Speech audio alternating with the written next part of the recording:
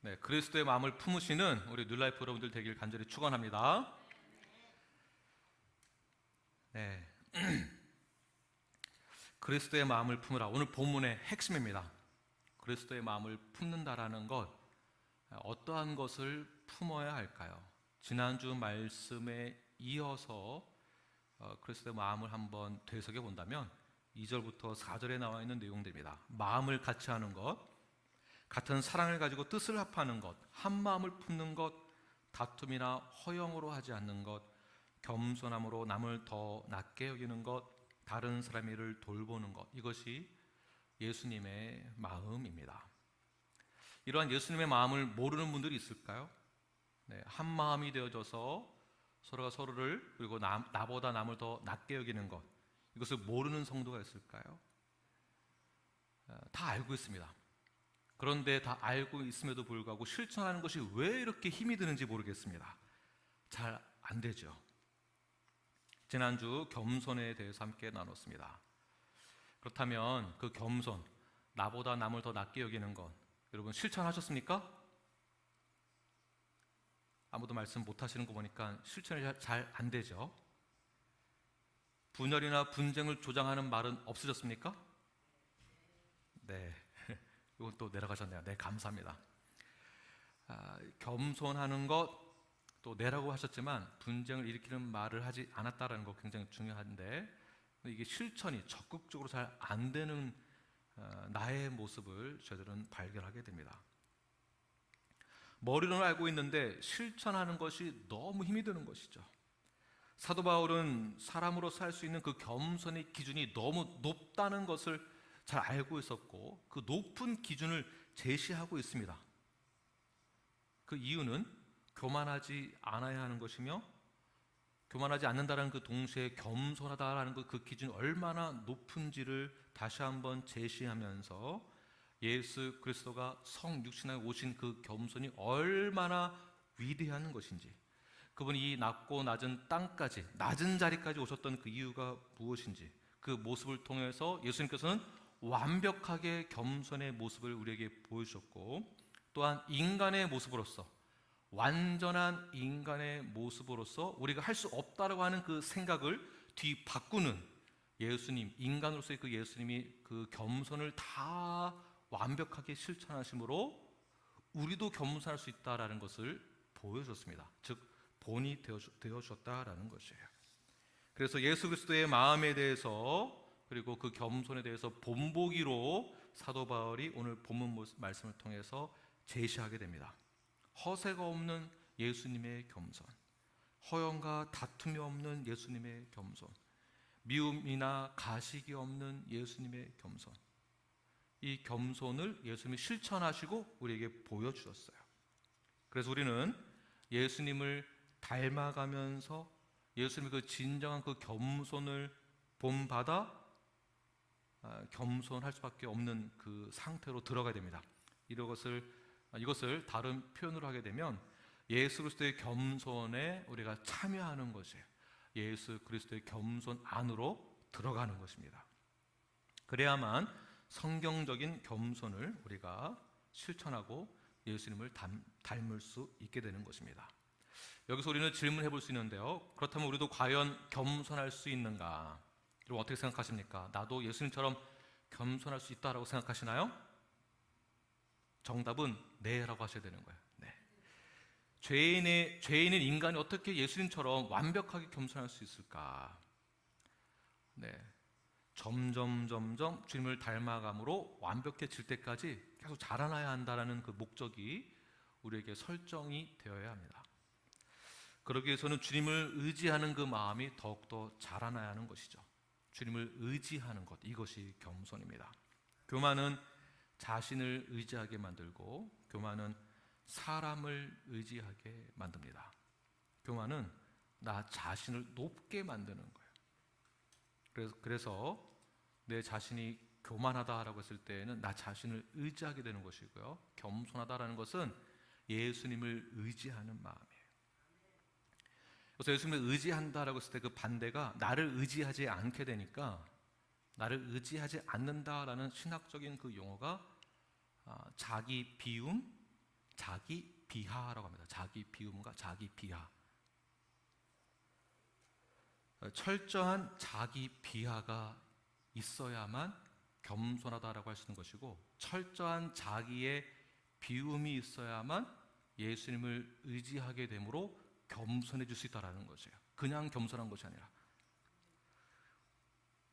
교회와 성도가 참된 일치를 이루기 위해서는 예수 그리스도처럼 자기를 낮추는 것, 이 낮추는 겸손, 자기 비하가 있어야만 교회가 일치되어야 합니다. 자, 교회의 목적은 선교만이 아니에요. 빌립보서에서 말하고 있는 선교를 하는 동시에, 그러니까 즉 사역을 하는 동시에 뭐가 되어야 된다? 교회가 하나가 되어야 된다. 교회가 일치되어야 된다. 이게 포인트예요. 일을 많이 하는 게 목적이 아니에요.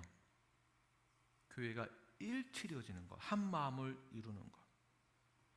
여기서 필요한 게 겸손이고, 그 겸손은 자기 비하를 통하여서 겸손이 나와야 된다는 것이에요. 자기 비하의 성경적인 근거가 나오는데, 오늘 6절 말씀입니다. 함께 6절 말씀 읽겠습니다. 시작. 그는 근본 하나님의 본체시나 하나님과 동등됨을 취할 것으로 여기지 아니하시고. 사도 바울은 예수 그리스도의 겸손한 마음을 설명하기 위하여서 근본 하나님의 본체시나 이렇게 시작을 합니다. 자, 본체 무슨 말일까요? 성육신을 가장 적절하게 표현해주는 단어입니다. 예수님의 지위가 하나님과 동일시되는 성질, 이것만을 얘기하는 것이 아니에요. 더 깊은 뜻이 있어요. 본체라는 것은 오히려 예수 그리스도가 본질적으로 변할 수 없는 하나님의 형체 그 자체라는 것입니다. 자체. 그래서 예수 그리스도가 본질적으로 하나님과 동등되나, 그러나 그 자신의 지위를 지키고 주장하고 그 영광을 스스로 받으려고 하는 것이 아니라, 취하려고 하는 것이 아니라 오히려 어떻게 했습니까? 겸손함으로 낮아졌다. 그 겸손이 필연적이기 때문에 어쩔 수 없이 겸손할 수밖에 없는 상황이라서 겸손한 것이 아니라 자발적으로 겸손하는 것, 자발적으로 자기 비하하는 것, 자발적인 자기 비하, 겸손의 모양으로 가장 낮고 낮은 자리로 이 땅 가운데 오신 것입니다. 창조주이신 하나님이 죄인인 피조물의 몸을 입고 오신 것, 성육신, 인카네이션. 이 부분이 사람의 이성이나 상식으로는 도저히 이해가 안 되는 것이거든요. 이 이론은 이미 3세기, 4세기 때서부터 계속 흘러왔던 이론들이에요. 논쟁이 많았었고, 그러니까 2세기, 3세기, 4세기 때서부터 이 성육신, 인카네이션은요 지금까지 흔들린 적이 없어요. 그러니까 그대로 우리가 믿고 있는 것이죠. 전통적으로 성육신에 대해서 믿는 것이죠. 그 성육신을 가장 잘 설명해 주는 것이 물론 여러 구절들이 있지만 요한복음 1장 1절 말씀 함께 읽겠습니다. 시작. 태초에 말씀이 계시니라. 이 말씀이 하나님과 함께 계셨으니 이 말씀은 곧 하나님이시니라. 1장의 내용들 전부 다 태초에 말씀이 있었는데 그 말씀이 누구냐라는 것에 대해서 증명하고 있거든요. 요한복음에서. 이 말씀이 누구를 상징하고 있는 것일까요? 바로 오늘날의 예수 그리스도이십니다. 보시면 영어로 보시게 되면 in the beginning 하는데, in the beginning에서 이 in the beginning은 창세기에서 말하는 태초의 천지를 창조하실 때 그 태초, 어느 그 시작점에서부터의 in the beginning을 이야기하는 것이 아니고, 요한복음에서의 in the beginning은 영원의 시간 속에서의 처음을 말하는 것이에요.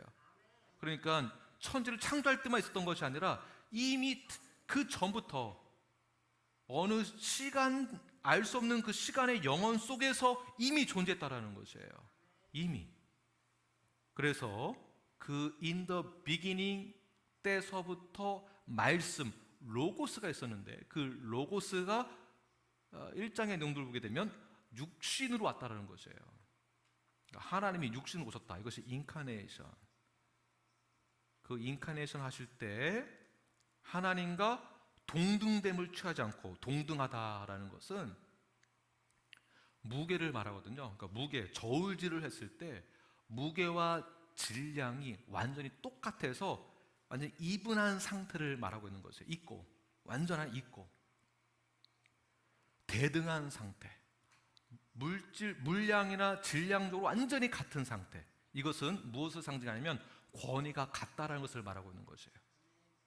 그냥 하나님의 아들이니까 순차적으로 하나님이 제일 높고 그 다음 파워가 그 다음 2인자가 예수님이고 3위가 성령님, 이게 아니라 동등하다, 완전히 같다, 그 권위가 같다는 것을 말하고 있는 것입니다. 그래서 근본 하나님의 본체이시나 그 하나님과 동등하신 그분이 자기 자리를 그대로 지키면서 유지하고 있는 것이 아니라 어떻게 했습니까? 이 땅 가운데 오셨다라는 것이에요. 그런데 왜 오셔야만 했을까요? 왜? 단순히 우리를 구원하기 위하여서, 구속시키기 위하여서 오셨다라는 것만 생각하시면 안 돼요. 더 중요한 사건이 있습니다. 우리를 구원하시기 위해서 오신 것도 맞지만 그 이전에 가장 중요한 예수님의 목적 진술이 요한복음에서 등장하게 됩니다. 요한복음 17장 4절 말씀 함께 읽겠습니다. 시작. 아버지께서 내게 하라고 주신 일을 내가 이루어 아버지를 이 세상에서 영화롭게 하였사오니. 아버지께서 내게 하라고 주신 일, 그 일이 무엇일까요? 십자가에서 죽으시는 것이에요. 그 일이 결국에는 어떠한 것이겠습니까? 하나님을 영화롭게 하는 것. 그러니까 목적이 두 개가 나오는데 최종적 목적 진술은 첫 번째, 하나님을 영화롭게 하는 거예요. 예수님의 목적은 하나님을 영화롭게 하는 것. 이 땅 가운데 오신 목적은 아버지 하나님을, 성부 하나님을 영화롭게 하는 것, 영광을 돌리는 것. 그의 모든 공생의 그의 삶 가운데 있어서 그 공생의 기간 동안에 모든 사역은 나 자신을 위한 것이 아니라 하나님을 영화롭게 하는 것. 두 번째는 우리에게 영생을 주시기 위한 십자가에서의 죽으심이죠. 이것이 예수님의 목적이었습니다. 사람은 태어나서 살기 위해 살아가지만 예수님은 태어나셔서 죽기 위해 사셨습니다. 그러니까 우리와 목적이 다르죠. 그러니까 우리에게 보여주신 그 본이 성공하기 위하여서, 잘 살기 위하여서 살았던 것이 아니라 어떻게 하면 죽을까에 대해서 고민하고 사셨다는 것이에요. 그러니까 어떻게 죽는 걸, 결론적으로 어떻게 결론에 도달할 것을 준비하면서 사신 거예요. 그러니까 조금 벗어난 이야기지만 크리스천요, 그래서요, 죽는 것에 대한 두려움보다는 사는 것에 대해, 그러니까 살면서 죽는 것에 대한 두려움보다는 어떻게 하면 잘 마감을 할까에 대한 생각을 더 많이 하셔야 돼요. 그러니까 두려워하지 마셔야 돼요. 죽는 것에 대해서. 우리가 구원받았다고 한다면, 성도라고 한다면, 예수님이 나의 인생에 있어서 나의 삶의 주인이 되신다고 한다면 우리의 삶의 목적은 내가 잘 살기 위한 목적이 아니라 무엇입니까? 하나님을 어떻게 하면 영화롭게 할 수 있는가에 대한 삶의 목적이 나와야 됩니다. 왜냐하면 예수님이 그렇게 본을 보이셨고 그 예수님이 우리를 위해서 대신 죽으셨기 때문에. 자, 우리의 성공 목적은, 여러분의 성공 목적은 지금까지 어디에 목적을 두고 계셨습니까? 교회의 성공의 목적, 그 기준은 무엇이 되어야 되겠습니까? 교회의 성공 목적, 김한국 목자의 성공 목적, 김한국이라는 이 이름 석자 한번 크게 한번 널리 증거해야 되겠다라는 목적 가지고 목회를 하면은 당연히 여러분들 눈에 안 들어오죠. 저는요, 저의 목적은 제 거에만 눈이 들어오겠죠. 어떻게 하면 내가 더 잘 나갈 수 있을까? 어떻게 하면 내가 좀 더 높아질 수 있을까? 이것만 생각할 것이에요. 그러나 교회의 성공의 목적, 우리의 성공의 목적은, 우리가 성도라고 했을 때 그 성공의 기준은 오직 하나님을 영화롭게 하는 것이에요. 이게 이단적인 발언이 결코 아니라 이게 성경적인 거예요. 이거를 이용하는 사람들이 이단인 거지. 다르게 이용하는 사람들. 그러니까 이렇게 이용해서 재산을 다 팔아서 교회 가지고 오십시오. 이렇게 되는 거예요. 이게 잘못된 것이에요. 이러한 성공의 기준을, 인간의 기준을 교회에 잘못 적용을 하면 인간의 욕심이 교회 안에 들어오게 되죠. 인간의 야망이 교회 안에 들어오게 됩니다. 교만, 허세가 교회 안에 들어오는 거예요. 교회의 성공의 목적을, 순수한 그 목적을 흐트러뜨리는, 무너뜨리게 만들고 혼잡하게 만들고, 이 자체가 기독교의 가치관을 흔들게 됩니다. 그러니까 교회가 혼란이 생기고 이 교계가 혼란스러운 거예요. 구분이 안 돼요. 누가 교인인지, 누가 교인인지, 성도인지, 누가 세상 사람인지 구분이 안 가. 이것이 혼란스럽게 된 이유입니다. 성공의 목적, 셋업이 잘못되었기 때문에. 베드로 한번 보시기 바랍니다. 베드로가 예수님이 붙잡히던 날 밤, 예수님이 이 땅 가운데 오신 그 이유를 분명히 가르침을 받아놓고서는 까먹었어요. 예수님이 왜 붙잡혀야 하는지, 예수님이 왜 십자가에서 돌아가셔야 하는지를 까먹었어요. 분명히 배웠는데. 베드로의 지극히 인간적이고 야망이 있고 인간적인 목표가, 그 계획이 예수님이 붙잡히게 됨으로 자신의 모든 계획이 물거품으로 돌아갈까 봐 염려됐던 것이죠. 그러니까 예수를 붙잡아가는 것을 막아서는 거죠. 그래서 예수님이 뭐라고 말씀하십니까? 사탄아? 본인의 제자인데 본인의 제자 보고 사탄이래요.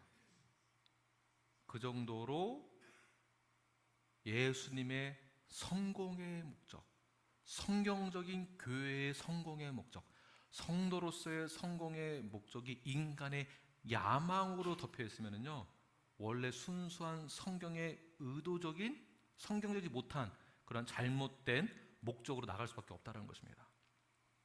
그래서 사도 바울은 다시 한번 빌립보 교회에 성도들에게 강조합니다. 권면합니다. 예수님이 어떠한 분이신지, 우리는 무엇을 믿어야 하는지, 우리는 그분에게 있어서 무엇을 닮아야 하는지, 교회에게 있어서 무엇이 가장 중요한 것인지, 왜 겸손해야 하는지, 왜 낮아져야 하는지, 우리의 소명은 무엇인지, 우리의 목적은 무엇인지, 우리가 어떠한 근거로 겸손해야 하는지에 대해서 사도 바울은 권면하며 오늘 본문 7절과 8절에서 이렇게 말씀하고 있습니다. 함께 읽겠습니다. 시작. 오히려 자기를 비워 종의 형체를 가지사 사람들과 같이 되셨고 사람의 모양으로 나타나사 자기를 낮추시고 죽기까지 복종하셨으니 곧 십자가에서 죽으심이라. 자, 기독교의 본질은 여기 7절과 8절 보게 되면 자기를 비워라고 써있죠. 자기를 비우는 것. 그리고 종의 형체 나오죠. 그리고 8절에 자기를 낮추시고, 그리고 어떻게 복종한다고요? 죽기까지 복종하는 거예요. 제 생각 좀 다른데요? 이게 아니에요. 저는 이 말을 너무 많이 들어요, 요즘에. 제 생각은 다른데요? 성경에서 뭐라고 말하는지를 들으셔야죠. 제가 이제 지난주에 세미나를 했는데 아주 여러분이 기도해 주셔가지고 잘 마쳤습니다. 근데 다른 교회에서 세미나 하다 보니까 이제 적용하고 이제 마지막 결론하는데 성도 한 분이 제 생각은 조금 다른데 또 이러시더라고요. 성경에 나와 있는 내용에 그럼 반대하신다는 얘기인가요? 제 얘기를 한 게 아니라 성경에 있는 내용을 제가 말씀드린 건데 이렇게 되는 거예요. 죽기까지 성경에 있는 내용에 대해서는 순종, 복종하는 거예요. 복종. 그럼 무엇을 복종해야 되는가? 기독교의 본질은 높아지는 것을 자랑하는 것이 아니고 낮아지는 것에 대해서 자랑을 해야 한다는 것에 대해서 복종해야 한다는 것이에요. 낮아진다라는 것에 대해서 어떠한 컨디션이 있느냐면 어쩔 수 없이 낮아지는 상황이 생기는 경우, 예를 들면 나보다 학벌이 뛰어나기 때문에 내가 감히 말할 수 없어서 이렇게 움츠려하는 경우, 이런 거는 해당이 안 된다라는 것이죠. 그러니까 어쩔 수 없는 상황 때문에 겸손해지는 것은 제외시키고, 또는 서로 경쟁하다가 그 경쟁에서 밀려가지고 어쩔 수 없이 겸손해질 수밖에 없는 상황 가운데 처하는 것도 해당이 안 되는 것입니다. 명령에 의해서 너 이렇게 해라는 그 힘에 의해서 어쩔 수 없이 겸손해질 수밖에 없는 상황 가운데 처하는 것은 해당이 안 돼요. 그럼 어떠한 낮아짐과 겸손을 이야기하는 것인가? 철저하게 예수님은요, 자발적으로 자기 비하, 자기 비움, 가장 낮은 자리로 오신 것이에요. 목적은 무엇이라고요? 하나님을 영화롭게 하기 위해서예요. 내가 드러나는 것이 아니라 내가 낮아짐으로 하나님께 영광을 돌리는 것이에요. 내가 낮아짐으로. 교만한 자는 낮아지지 못하죠. 교만한 자는 내가 높아져야만 됩니다. 기독교의 본질과 완전히 다른 방향이에요. 교회 안에서 내 자랑하는 거, 이게 많아지면 안 됩니다. 내 자랑하는 것, 내 자랑하는 것에 대해서는 사실은요, 7일을 받으셔야 되는 거예요. 기독교의 본질과 정반대로 가기 때문에. 예수님은 하나님과 동등됨을 취하지 않으시고 가장 낮고 낮은 자리에 오셨는데 어디까지 낮아지셨습니까? 최고로 낮아질 수 있는 그 낮은 자리까지 가셨어요. 무덤까지. 이 낮아진다라는 그 기준의 경계선이 가장 밑바닥에 있는, 그러니까 경계선 그 이하로 내려가는, 우리가 생각 못하잖아요. 어디까지 낮아져야 하는가? 무덤까지 갈 생각하고 계시나요? 죽음까지 각오하고 낮아지시나요? 그렇지 않잖아요. 어디까지 낮아집니까? 그 낮아짐을 내가 정해놓죠. 이 정도까지만 내가 겸손하고 그 이상은 양보가 안 되는 거예요. 내 자존심을 건드리게 되는 거니까. 그래서 예수님은 이것을 뛰어넘으셔서 자발적으로 가장 낮은 자리에 오셨다는 것이에요. 가장 낮은 자리. 이것이 겸손이다. 그러나 세상에서는 성공하기 위해서 몸부림을 치죠. 높은 자리에 올라가기 위해서. 성공하기 위해서는 무조건 상승 곡선을 쫙 타고 올라가는 그 정점을 찍기 위해서 뭐 가리지도 않고 쫙 올라가려고 노력을 합니다. 어디까지 내가 성공할 수 있을까? 지금은 어쩔 수 없이 나이도 들고 힘이 드니까 포기할 수 있지만 젊었을 때 어떻게 하죠? 이 혈기가 왕성하니까 그냥 한번 찍어보려고 하죠. 아니 목사님, 성격이 원래 겸손한 자가 있고 겸손이 못한 사람도 있잖아요. 그거는 옛사람 상태를 말하는 것이죠. 새 사람이 되었으면 이미 옛사람은 끝났고 새 사람으로서는요, 예수님의 겸손을 본받아서 해야 하는 것이에요. 본받아서. 기독교는 질문을 할 때 어떻게 질문해야 되냐면, 어디까지 성공해 보셨어요? 돈을 얼만큼 벌어 보셨어요? 이거를 자랑하는 것이 아니라 우리들의 질문은 어디까지 낮아 보셨어요?를 질문해야 되는 거예요. 어디까지 낮아져 봤느냐? 이거를 교회가 가르치지 않으니까 교회에 혼란이 생기는 거예요. 간증을 시키더라도 꼭 성공한 사람만 간증을 시켜. 내가 헌금 많이 했더니 나를 대통령 시켜줬다더라. 내가 헌금 많이 하니까 뭐 사업이 뭐가 잘 됐더라. 내가 뭐 기도 많이 하니까 뭐 예수님 한번 성령님 만나서 뭐 무슨 방언을 받으니까 뭐 대박이 났다더라. 이런 것만 간증을 시켜요. 그러니까 다 목적이 뭡니까? 나도 기도 열심히 성공해야지. 기독교의 본질과 정반대로 가는 거죠. 교회 안에서 성도들과의 교제 가운데에서 상대방이 지금까지 돈을 얼마나 많이 벌었고 얼마나 성공했는지를 놓고 그 사람을 평가했다고 한다면 그거 잘못된 것입니다. 그 사람하고 어울리기 위하여서 아주 노력하시는 분들이 있을 수 있어요. 잘못된 거예요. 그러니까 그러한 사람들이 목에 힘이 들어가고 교회에서 박수 쳐주니까 제일 이렇게 해주니까 목에 힘 들어가고 교만하게 되고, 교만하면은 당연히 분열 생기죠. 분열이 되는 거예요. 그러한 상태로 신앙생활한다는 것은 기독교가 뭔지도 모르고 성경이 뭔지도 모르고 예수님의 겸손과 낮아짐과 성육신의 사건을 이해하지 못한 채 신앙생활하는 거예요. 이러한 분들은 보통 감정적으로 신앙생활합니다. 감정적으로 그냥 너무 이모셔널해가지고 주시옵소서 이것만 강조하고 주면은 땡큐, 안 주면 교회 옮기고 이렇게 되는 거예요. 교회가 뭔지를 전혀 모른 채 신앙생활하는 거예요. 기독교의 본질은 높아지는 것을 성공이라고 보지 않습니다. 그렇다고 높아지지 말고 다 낮은 자리만 계속 이 얘기는 아니에요. 우리가 실력과 영성을 겸비하는데 실력을 겸비할 때 실력만 강조하지 말고요. 무엇을 강조되겠습니까? 겸손이요, 겸손.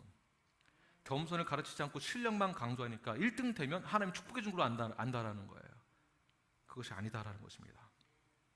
그러나 이것을 핑계로 공부 열심히 안 하고 열심히 일 안 하고 이것도 잘못된 것이겠죠. 잘못 여러분 듣지 마시기 바랍니다. 낮고 낮아지는 것을 저희들은 영적으로 성공이라고 보는 것이에요. 예수님도 이것을 위해서 소명을 가지고 가장 낮고 낮은 자리로 오셨습니다. 낮아지되 철저하게 낮아지는 거예요. 이 지금 제 문장을 잘 기억하세요. 낮아지되 철저하게 낮아지는 것. 철저하게. 우리가 겸손의 훈련이 잘 안 되는 이유가 무엇이냐면 철저하게 낮아지는 것에 대해서 우리가 별로 생각을 잘 안 해요. 이 정도까지만 낮아져야 하는 그러한 범주를 내가 정해놨기 때문에 낮아질 생각을 그 이상을 못하게 됩니다. 오히려 자존심 상하다라고 말을 하죠. 제가 예전에 주일 오전 남자 성경 공부반을 잠깐 인도했었는데 이 관련되어 있는 제자훈련 안에서 이 내용을 가지고 함께 나눴는데 겸손이 이 정도까지 가야 된다. 낮아져야 된다. 낮아지는 것에 대해서 설명했을 때 한 성도님이 얼굴이 이렇게 색깔이 변하시더라고요. 얼굴이 빨개지시더니 하나님은 우리가 기뻐하는 거, 우리가 즐거운 것을 좋아하실 텐데 하나님의 자녀니까 왜 우리가 이렇게 힘들게 살아가야 되냐고. 얼마큼 더 낮아져야 되는 거냐고. 나도 우리도 좀 누리고 잘 살아야 되는 거 아니냐고. 그걸 하나님도 좋아하실 텐데. 그래서 제가 그거 아니라고 말씀드렸을 때 굉장히 반응이 아주 안 좋았어요.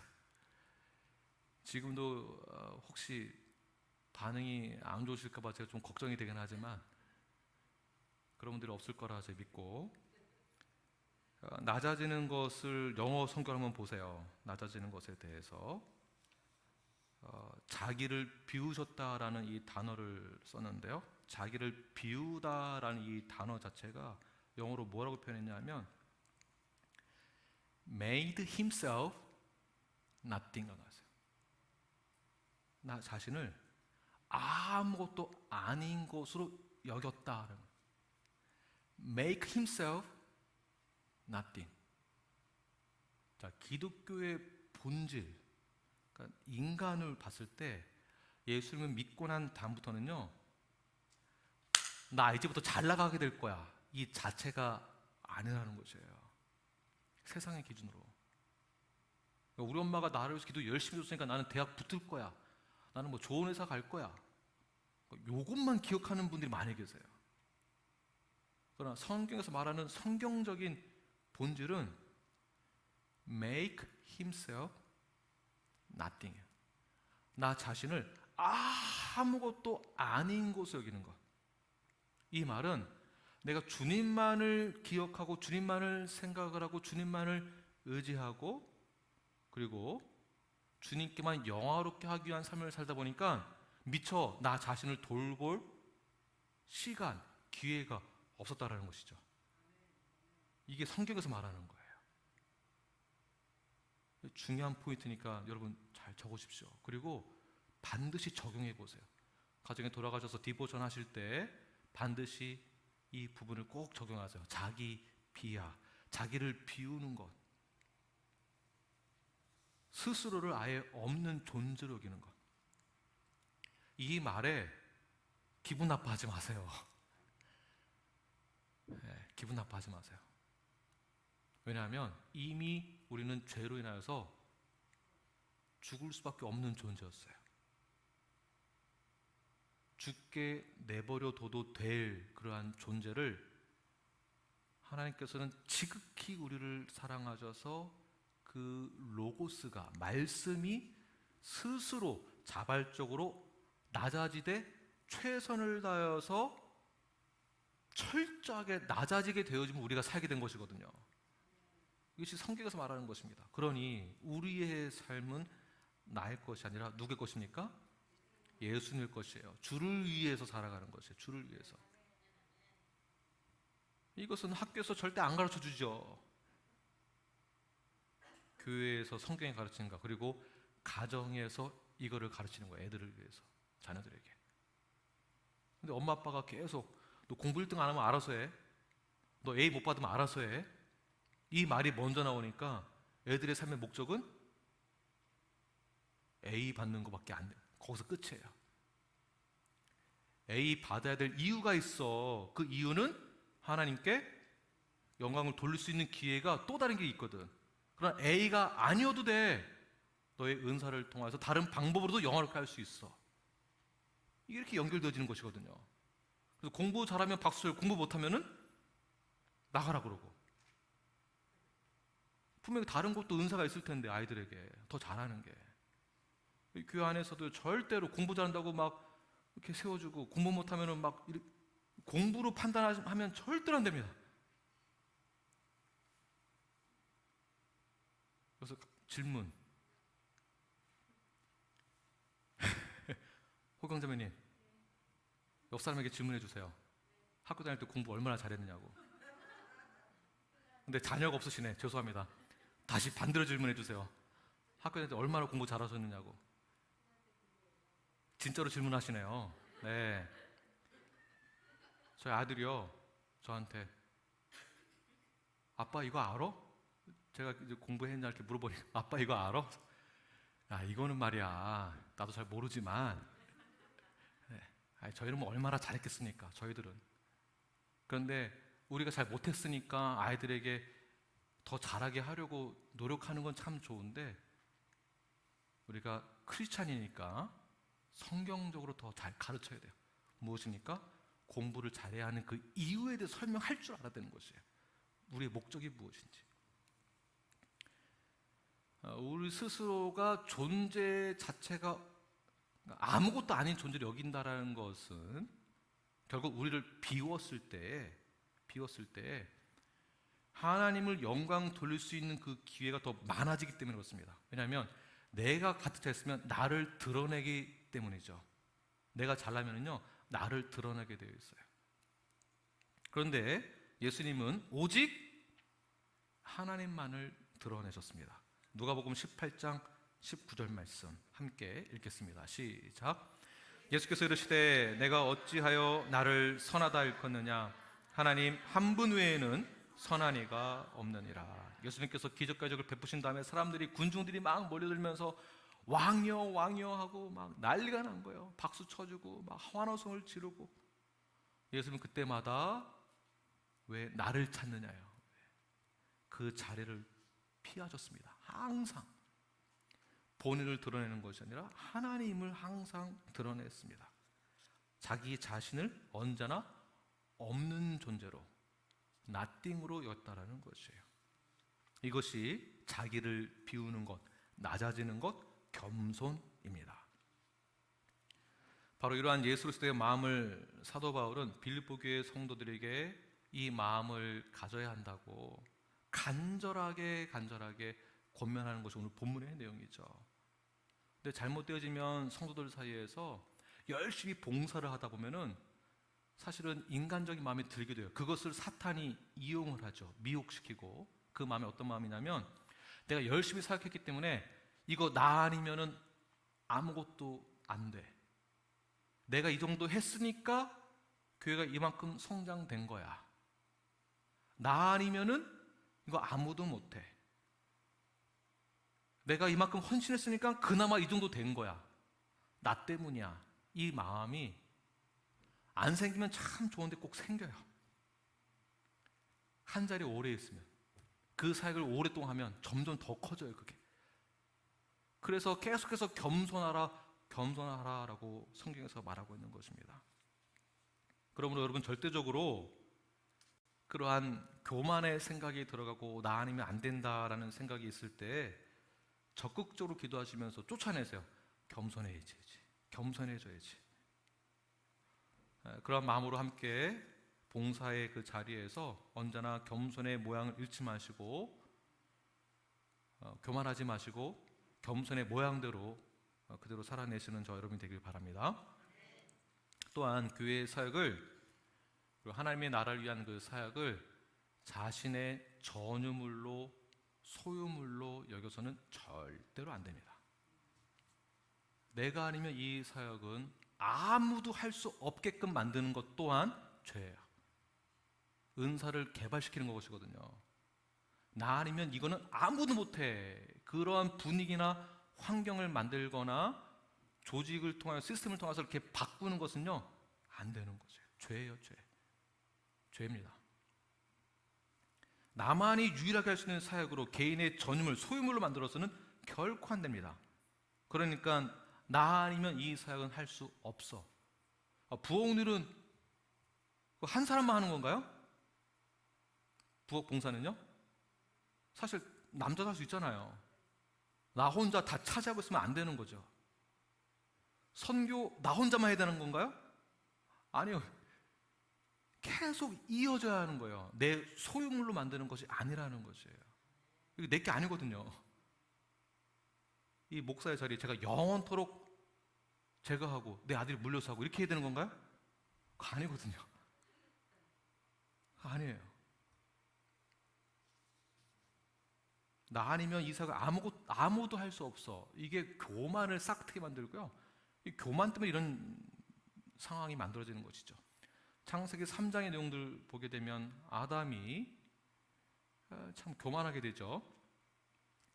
하나님이 다 주셨고 다 누리라고 하셨고, 그리고 이름도 지어주게 하는 그런 권위와 사명의식과 기타 등등 아주 매니지먼트 할 수 있는 그런 권위를 갖게 되었습니다. 그런데 결국에는 교만에 의하여서 그가 넘어지게 되는데, 어느 교만에 넘어졌는가? 어떤 것에 교만하게 되었는가? 너도 하나님처럼 될 수 있다에 넘어가는 거예요.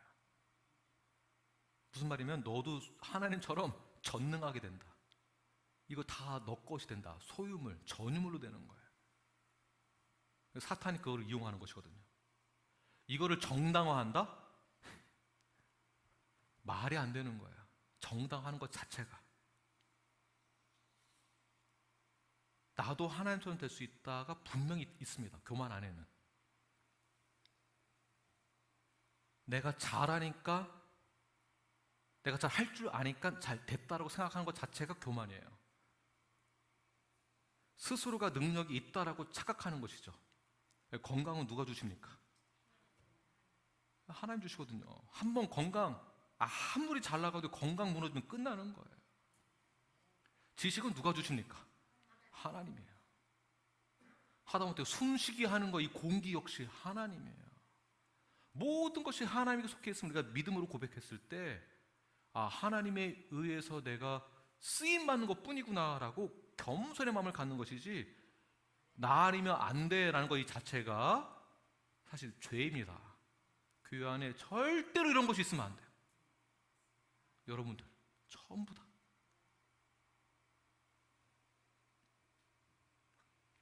교만에 있는 사람들은 자기 비하가 없습니다. 자기 비하가 없으면 철저하게 겸손할 수가 없습니다. 그러니까 죄가 되는 것이에요. 그래서 우리는 언제나 하나님만을 바라봐야 합니다. 내가 나를 바라보는 것이 아니라 오직 하나님만 바라보는 것. 그러니까 자기 비움, 자기 비하, make himself nothing이 돼야 하는 것이에요. 그러나 세상에서는 자기 비움, 자기 비하, 세상에서는 그렇게 하는 사람을 보고 루저라고 말을 하죠. 그러니까 여러분들이 혼동될 수 있어요. 교회에 가서는 자기 비하, 세상에 나가서는 자기 본능대로 살고. 아닙니다. 세상에서도 루저라고 손깍지를 받고 놀리고 차별을 받는다 할지라도 세상에서 빛으로 살기 위해서는요, 지속적으로 자기 비움을 가지고 살아가는 것이에요. 누가 내 뒤통수 치더라도, 누가 내 가슴에 비수를 꽂더라도요, 겸손한 마음으로 낮아지면은 우리는 주님을 의지하게 되어 있습니다. 그런데 주님을 의지하지 못하는, 그러니까 겸손하지 못하는 그러한 상황 가운데 사람이 사인을 주시죠. 그 사인을 우리가 빨리 깨닫고, 아, 내가 낮아져야 하는구나, 내가 낮아지게 되어짐으로 예수님을 의지하게 만들기 위해서 하나님이 나에게 이러한 상을 주시는구나, 이것을 영적으로 빨리 깨달으세요. 빨리 깨달으셔야 돼요. 기독교인들은, 우리 눌라이프는 자기 비하, 자기 비움을 통해서 하나님을 드러내는 것에 대해서 기뻐할 줄 알아야 됩니다. 하나님을 영화롭게 하는 것에 대해서 기쁨으로 누리는 것이에요. 이것이 우리의 삶의 목적이 되어야 합니다. 자, 이렇게 살아가는 것 쉬울까요? 쉽지 않을까요? 진짜 어려워요. 이 어려운 걸 해내는 것이 우리 크리스찬입니다. 이 어려운 것을 해내겠다라고 시작한 것이 신앙생활이에요. 복 받기 위해서 신앙생활을 시작한 것이 아니고요. 이 어려운 것을 해내는 가장 중요한 동기가 되어지는 것, 모티베이션이 되는 게 있거든요. 그 모티베이션 되는 것이 무엇이냐 하면 오늘 본문 9절부터 11절입니다. 함께 읽겠습니다. 시작. 이러므로 하나님이 그를 지극히 높여 모든 이름 위에 뛰어난 이름을 주사 하늘에 있는 자들과 땅에 있는 자들과 땅 아래에 있는 자들로 모든 무릎을 예수의 이름에 꿇게 하시고 모든 입으로 예수 그리스도를 주라 하시나요 하나님 아버지께 영광을 돌리게 하셨느니라. 아멘. 예수님도 자기를 비우고 자기 비하를 통해서 낮고 낮아지고 그로 인해서 하나님께 영화롭게 했을 때 겸손과 자기 희생을 통한 그 결과 무엇입니까? 모든 이름 위에 뛰어나게 되셨어요. 즉히 낮고 낮은 자리로 가는 것이 우리에게는 절망이 되는 것이 아닌 이유는 예수님이 그만큼 높아지신 것을 우리가 보았기 때문에, 이것이 우리에게는 소망이 되는 것이죠. 예수님은 죽으시고 그 다음에 어떻게 하셨습니까? 부활하신 것이 우리에게 소망인 거예요. 죽으시고 부활하신 것을 우리는 죽음을 이기시고 승리하셨다라고 표현합니다. 승리예요. 나 자신이 굉장히 낮아지고 비워졌을 때 예수 그리스도 채워주는 순간 그것이 우리에게는 승리가 된다는 것입니다. 승리. 이게 우리에게 모티베이션이 되는 거예요. 그래서 세상의 성공의 방법과 우리가 생각하는 성공은요, 차원이 다른 거예요. 수준이 다른 거예요, 이건요. 그러니까 너무 잘 나가는 사람 보고 주눅 들지 마세요. 영적으로 우리가 완전히 다른 부류예요. 다른 부류. 그리스도인에서 최고의 절정에 이르는 자기 비하가 있었을 때 예수님의 부활 사건을 통하여서 우리는 그 부활을 통하여서 소망을 갖게 됩니다. 예수님 믿을 때 예수님 우리에서 죽으셨지 에서 끝나는 것이 아니라 죽으시고 부활하신 그분이에요. 부활하셨고 그분이 다음에 오실 때 어떻게 오십니까? 나팔 불 때 구름 타고 오시면서 심판주로 왕의 왕으로 오시는 거예요. 그때는요, 왕의 왕으로. 결론입니다. 비운다라는 것, 자기 비하, 낮아진다라는 것, 겸손이라는 것은 승리를 전제로 두고 있어요. 이 말은 앞으로 채워질 것이 있다라는 전제하에 낮아지는 거예요. 그러니까 낮아지는 게 좋은 것인가요? 나쁜 것인가요? 좋은 것입니다. 우리가 이토록 예수님처럼 낮아질 수밖에 없는 그 이유는 우리가 예수님처럼 이렇게 낮아져도 겸손했을 때에는 반드시 이러하다라는 그 소망이 있기 때문에, 부활의 소망이 있기 때문에, 승리가 있기 때문에 낮아질 수 있는 것입니다. 빌립보 교인들에게는 성경과 불일치되는 삶이 있었습니다. 겉으로는 선교도 많이 하고 봉사도 많이 하고 사역도 많이 하고 바울을 도왔습니다. 훌륭한 교회입니다. 성숙한 교회처럼 보였으나 그러나 그들은 성경에서 벗어난 불일치와 부조와 개인적인 야망이 그 교회 안에 있었습니다. 이러한 야망은 분쟁과 분열을 불러일으키게 됩니다.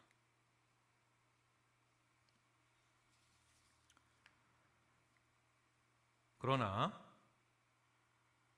교회는 이 위기들을 뚫고 나아가기 위해서는 예수님이 어떠한 분이신지 정확히 이해하고 있었을 때, 그리고 그 예수님을 본받아서 그대로 실천했을 때 철저하게 낮아지는 것, 자기 자신을 비우는 것, 자기 자신을 비우는 것. 자기 자신을 비운다라고 했을 때 이 원어로는요 케노시스라고 하는데요, 케노시스의 뜻이 있어요. 이 케노시스의 뜻은 항아리에 있는 어느 물체가 완전히 텅텅 비어지는 것을 말하고 있습니다. 완전히 없는 상태로 가는 것을 말하고 있어요. 완전히 없는 상태. 이 케노시스 단어가 똑같이 구약에서도 사용되었는데요, 엘리야가 시돈 땅 사르밧 과부에게 찾아가서 3년 동안의 가뭄으로 인하여서 먹을 것이 없었기 때문에 엘리야도 힘이 든 상태에 있었고 모든 백성들도 가뭄으로 인하여서 먹을 게 없었죠. 그런데 이 과부에게 있었던 기름과 밀가루 한 움큼이 딱 남아 있었는데 이 과부는 이것을 아들과 함께 먹고 죽으려고 준비하고 있었어요. 이게 마지막이니까. 나의 전 재산이에요. 나의 전 재산. 근데 엘리야가 뭐라고 말하냐면 나에게 물과 빵을 좀 갖다 달라. 저 이거밖에 없는데요? 그래, 그거를 나 먼저 먹게 해달라. 그리고 너 먹어라. 여러분 같으면 어떻게 하시겠습니까? 뭐 이런 게 다 있어? 이렇게 하시겠죠? 안 하시겠어요? 내 새끼 먼저 먹어야지. 나는 어떻게 하라고? 그러니까 성경을 이렇게 읽으면은요, 이게 뭐 말이 돼? 이렇게 되는 거예요. 네, 전체를 보게 되면 이 과부의 믿음을 보는 거죠. 근데 이 믿음이 어떠한 믿음을 보는 거냐면 완전히 비워지는 것에 대한 믿음이에요. 비워졌을 때 하나님이 채워주시는 것에 대한 믿음이에요. 그래서 케노시스, 항안에 있었던 그 밀가루를 완전히 털어서 하나도 남기지 않고 완전히 털고 기름병에 있는 그 기름도 완전히 쏟아부어서 없는 상태로 만들어서 빵을 구워서 엘리야에게 주게 됩니다. 그 뒤에 케노시스의 비워짐의 역사 어떻게 일어나게 되었을까요? 그의 밀가루 항아리와 기름통에 끊어졌다, 안 끊어졌다. 무엇입니까? 영원토록 끊어지지 않게 되었다. 무엇을 말하는 것일까요? 비워짐은 채워짐으로 연결되어진다는 것이에요. 이것이 케노시스예요. 오늘 본문에서의 비어가 똑같은 단어로 사용된 것이에요. 우리 교회가 채워지는 것만 생각한다면, 김학 목사가 잘 나가는 것만 생각한다면, 여러분 스스로가 나 먼저 잘 나갈 것만 생각한다면 결코 채워지는 것이 아니라 마이너스 되는 것입니다. 영적으로는. 그러나 우리가 영적으로는 나 자신을 비우는 케노시스를 통하여서 반드시 하나님은 영적으로 채워주시는 그 전제를 통하여서 우리가 비워지는 거예요. 비워질 때 역사가 일어나게 됩니다. 이것이 케노시스의 역사예요. 이건 제가 만든 표현이라 맞는 말인지 모르겠지만 어쨌든 비워지는 게 위대한 역사를 낳게 됩니다. 정리하겠습니다. 나의 삶은 완전히 하나님 앞에 굴복해야 됩니다. 어떻게 해요? 케노시스처럼 make self nothing. 아무것도 나 자신을 아닌 것으로 여기는 것, 나를 낮고 낮은 자리로 최선을 다해서 낮아지는 것, 나를 비우는 것, 겸손해지는 것, 여기까지 가야 한다는 것이에요. 한 번에 안 되지만 우리의 목적과 방향은 여기까지 가야 한다는 것입니다. 이런 삶의 목적을 가지고 뉴라이프 성도로서 살아내시길 바랍니다. 저는 꿈을 꾸는 것이 있어요. 기도하는 것이 있는데 우리 교회를 통해서 휴스턴 지역이 변하는 거예요. 교회가 교회를 변화시키고 분명히 변할 거예요. 성경대로 우리가 그대로 프랙티스 한다면 반드시 변화가 될 거예요. 반드시. 저는 정말 기대하고 있고요. 이 교회란 저를 말하는 것이 아니라 저와 여러분을 말하고 있는 것입니다. 여러분을 통하여서 이 휴스턴이 영적인 놀라운 성숙함과 변화가 있게 될 것입니다. 일어나 빛을 발하셔서 이 땅 가운데에서 말씀대로 살아내시고, 밖에 나가서는, 교회에서는 거룩한 척 하다가 밖에 나가서는 내 마음대로 누가 보지 않는다고 해서 막 함부로 하고 이러지 마시고요.